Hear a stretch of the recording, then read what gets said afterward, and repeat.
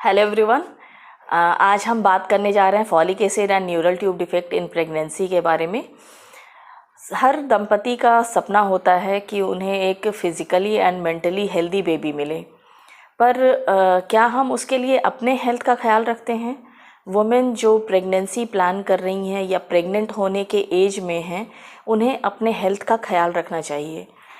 तो आइए चलते हैं, बात करते हैं कि फॉलिक एसिड हमें कब से शुरू करना चाहिए, कितना शुरू करना चाहिए और कौन से बर्थ डिफेक्ट्स इसमें हो सकते हैं इसकी डिफिशियंसी के कारण।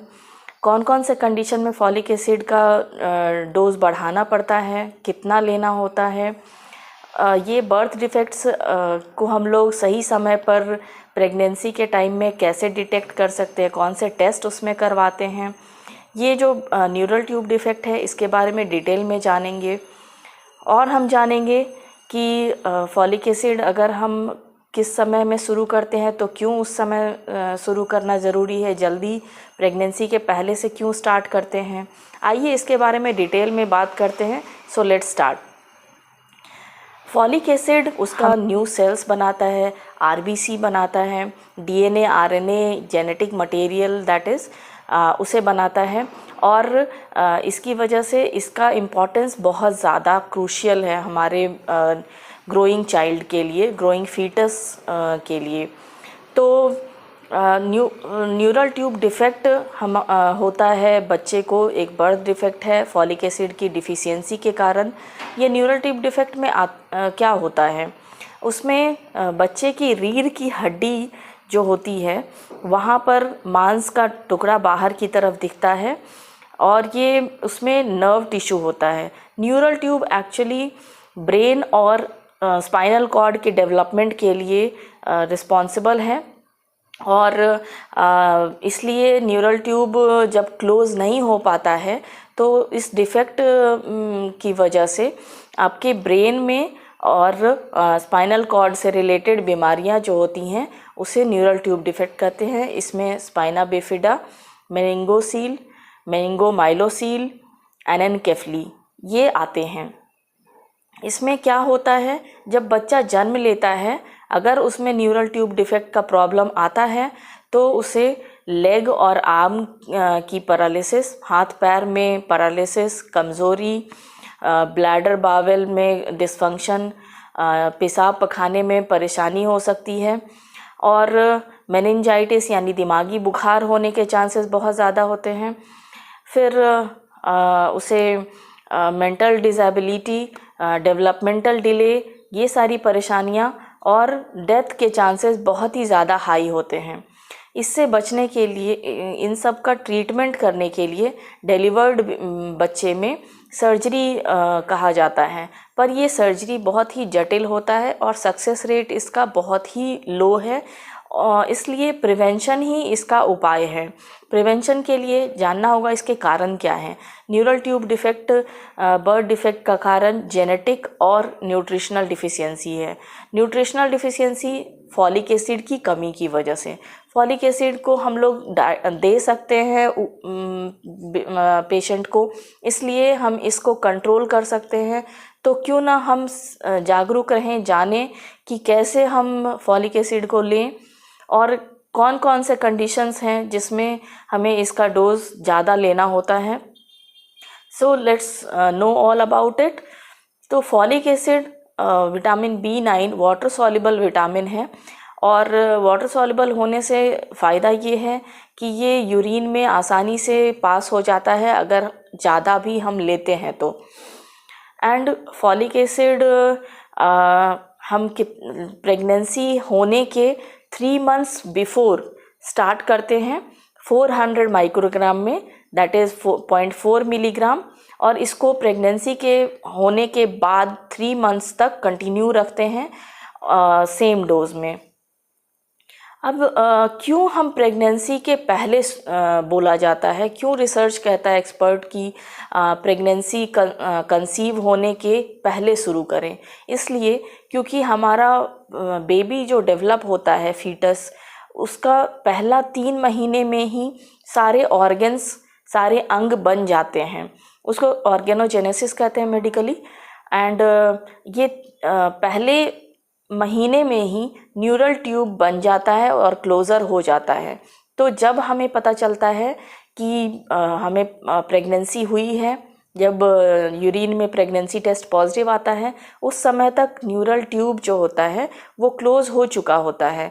और फॉलिक एसिड अगर हम लेते हैं सही मात्रा में उसका ब्लड लेवल को मेंटेन करने के लिए, तो उसे डेवलप होने में कम से कम 3 सप्ताह का समय लगता है।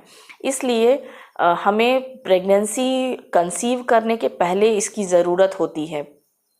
दैट्स वाई प्रेगनेंसी कंसीव करने के 3 महीने पहले ही इसे स्टार्ट करना चाहिए। अब सारी प्रेगनेंसीज प्लान्ड नहीं हो सकती, तो उसके लिए क्या कर सकते हैं? तो एक्सपर्ट्स कहते हैं कि आपको जितने भी वोमेन प्रेगनेंसी के सिचुएशन में हैं, रिप्रोडक्टिव एज में है, प्रेगनेंसी उनकी हो सकती है, उनको अपने लाइफ में फॉलिक एसिड को इंक्लूड करना चाहिए। 400 माइक्रोग्राम पर डे लेना चाहिए। इसके बहुत सारे फ़ायदे हैं। इससे फर्टिलिटी भी इम्प्रूव होती है, ये हम लोग अलग से जानेंगे। कौन से डाइट हैं, फूड हैं जिनमें फॉलिक एसिड रिच होते हैं? वो ये हैं फ्रेश ग्रीन वेजिटेबल्स, पालक, फ्रेश फ्रूट्स, पीनट, बादाम यानी, एंड एग ले सकते हो आप। ये सारे vitamin B9 folic acid rich होते हैं। पर तब तो हम फूड से ही इस अपने फॉलिक एसिड को पूरा सप्लीमेंट कर सकते हैं, पर ऐसा नहीं है। जो सिंथेटिक फॉलिक एसिड टैबलेट्स होते हैं वो इजीली एब्जॉर्बेबल होते हैं हमारे बॉडी में, इसलिए हम और फॉलेट जो हमारे फूड में होता है वो हम आसानी से एब्जॉर्ब नहीं होता है। जितनी ज़रूरत हमें होती है वो सफिशिएंट नहीं हो पाता है डाइट से। आप कितना भी डाइट में लोगे वो उतना ब्लड लेवल मेंटेन नहीं कर पाएगा अगर हम लोग डाइट से लेते हैं। पर हमें ट्राई करना चाहिए कि टैबलेट और फूड दोनों से हम अपना फॉलिक एसिड का लेवल मेंटेन करें। तो अब जानते हैं कि न्यूरल ट्यूब क्या है। न्यूरल ट्यूब से हमें ब्रेन और स्पाइनल कॉर्ड के जो डिजीज़ होते हैं हमारे फीटस को, उसमें कैसे क्या होता है। तो न्यूरल ट्यूब जो होता है वो हमारे ब्रेन और स्पाइनल कॉर्ड के डेवलपमेंट के लिए रिस्पॉन्सिबल है। ये एक एम्ब्रियोलॉजिकल स्ट्रक्चर है और क्योंकि जब न्यूरल ट्यूब्स क्लोज़ होता है तो अगर इसका क्लोज़र नहीं होता है तो मेनिंगोसील होता है, उसमें न्यूरल टिश्यूज़ नर्वस सिस्टम के टिश्यूज़ जो होते हैं वो प्रोट्रूड कर जाते हैं हमारे बैक, बेबी के बैक के निचले हिस्से में, पीठ पर बाहर निकल जाते हैं। और एक एनेनकेफली होती है। एनेनकेफली में ब्रेन का कुछ हिस्सा और ब्रेन का कवरिंग, जो बोनी कवरिंग है, वो अच्छे से डेवलप नहीं हो पाता है और उसकी वजह से बच्चा या तो बर्थ के पहले ही ख़राब हो जाता है या फिर उसके जन्म के तुरंत बाद ही बच्चा ख़राब हो जाता है।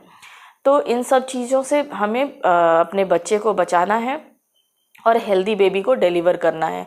तो प्रेगनेंसी के टाइम में हम कैसे जानें कि हमारे बच्चे को न्यूरल ट्यूब डिफेक्ट नहीं हुआ है, ये बीमारियां हुई हैं नहीं हुई हैं, किस तरह से पता करें, कौन से टेस्ट करें कि हम समय पे जान सकें कि बच्चा जो है सेफ़ है। उसके लिए हम स्क्रीनिंग टेस्ट करेंगे पहले, जो कि आसान है, ब्लड टेस्ट है और उसमें हम लोग triple marker, quadruple marker test करते हैं। इसमें हम लोग अल्फ़ा फीटोप्रोटीन का लेवल देखते हैं, ये रेज्ड है कि नहीं। अगर ये रेज्ड है तो इसका मतलब है कि सस्पेशन हाई है कि बच्चे को न्यूरल ट्यूब डिफेक्ट है। पर इसमें कन्फर्मेटरी नहीं कह सकते कि बच्चे को न्यूरल ट्यूब डिफेक्ट है ही, क्योंकि ये स्क्रीनिंग टेस्ट है, ये डायग्नोस्टिक टेस्ट नहीं है। तो इसको कंफर्म करने के लिए एमनियोसेंटेसिस करवाते हैं। ये ट्रिपल मार्कर और क्वाड्रपल मार्कर टेस्ट जो है वो रूटीनली हम लोग करवाते हैं। ट्रिपल मार्कर अगर हो गया है तो क्वाड्रपल नहीं करवाते हैं। एंड ये 15 to 18 वीक्स के बीच में सेकेंड ट्राइमेस्टर, दूसरी तिमाही में करवाते हैं। इस टेस्ट को हमें रूटीनली करवाना चाहिए। एंड एमनियोसेंटेसिस जो हम इसके बाद करवाते हैं, अगर हमें शक है कि बच्चे को न्यूरल ट्यूब डिफेक्ट है तो एमनियोसेंटेसिस में अल्ट्रासाउंड गाइडेड लॉन्ग नीडल पास करते हैं, थिन नीडल एब्डोमेन में, और बच्चे के चारों तरफ एमनियोटिक फ्लूइड जो होता है तरल, उसमें एमनियोटिक फ्लूइड को, जो फ्लूइड होता है उसको हम निकाल लेते हैं और उसमें अल्फ़ा फीटोप्रोटीन बढ़ा हुआ है कि नहीं इसको देखते हैं। अगर उसमें अल्फ़ा फीटोप्रोटीन बढ़ा हुआ है इसका मतलब है कि उसे कन्फर्म न्यूरल ट्यूब डिफेक्ट है, और ऐसे सिचुएशन में हमें बच्चे को अबॉर्ट ही करना पड़ता है और कोई दूसरा उपाय नहीं है। अब हम जानते हैं क्या अल्ट्रासाउंड से हम पता कर सकते हैं कि न्यूरल ट्यूब डिफेक्ट है?